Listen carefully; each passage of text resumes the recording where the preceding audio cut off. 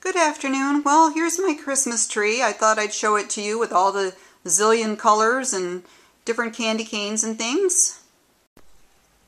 And here is our tree that has some little assorted ornaments that Afton put on the tree. I really like this little one right there, little shell that's pink. I think that's kind of cute. And over here is our little puppy, then 14 years old. And yes, she has congestive heart failure. Poor thing. But she's doing pretty well. Anyway, good afternoon. Since it's the holiday season, I would like to tell you 2 stories. And please don't mind my appearance. I just decided to do a video at the last minute. I haven't had a chance to do any in a long time.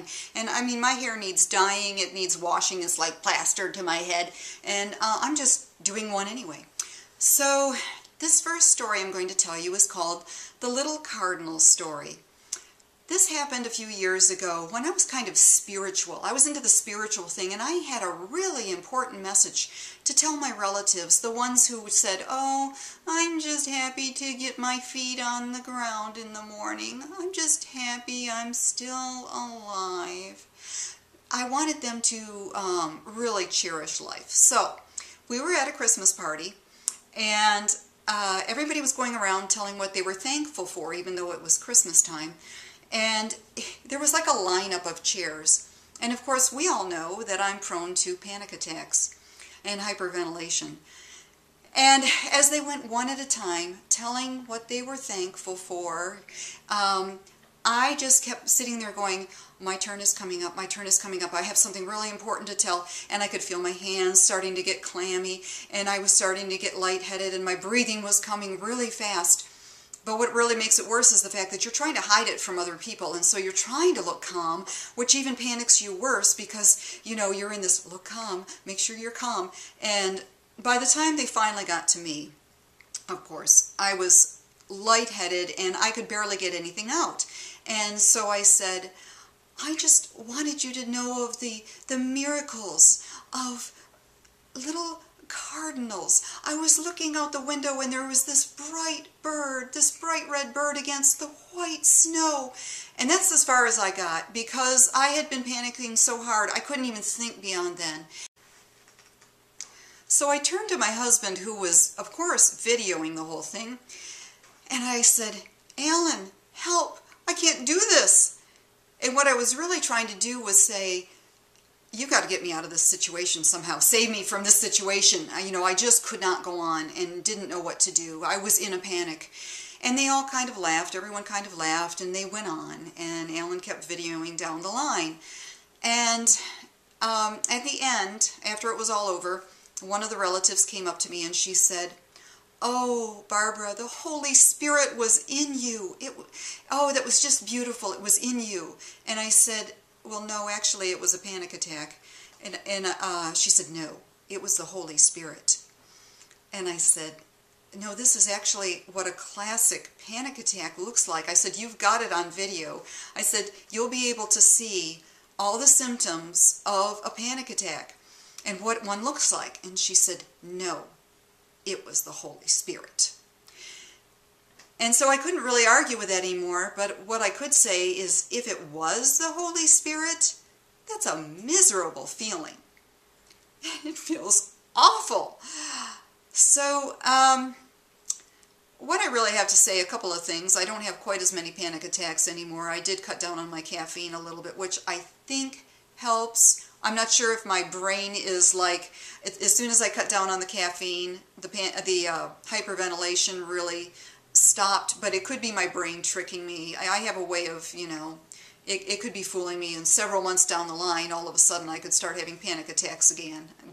You know, who knows, but I think it's helping. But anyway, I always think it's really odd how somebody like that will insist that that's the Holy Spirit and make you feel lesser, like if you don't have the Holy Spirit, you're not okay. And I also feel like I have to be perfect. I should always be in the very best health and absolutely perfect as an atheist, because otherwise I am judged as, oh, she really needs Christianity. She would be okay if she had Christianity.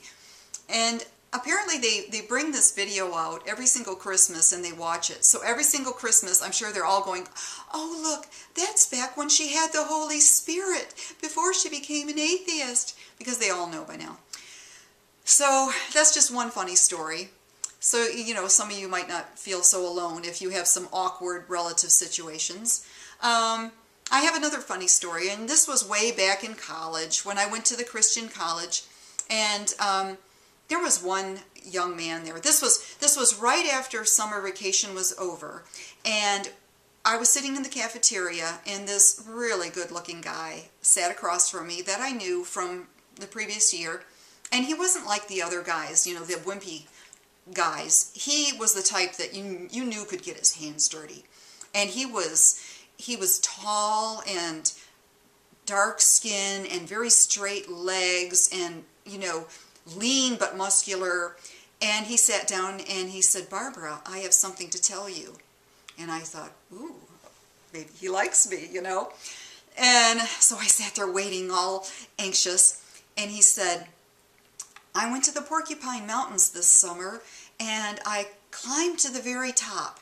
And the Porcupine Mountains are like these kind of mild foothill type mountains in the Upper Peninsula of Michigan. They're very pretty.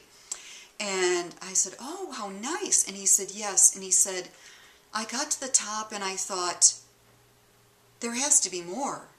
Is this all there is? So Barbara, I'm reading the Bible.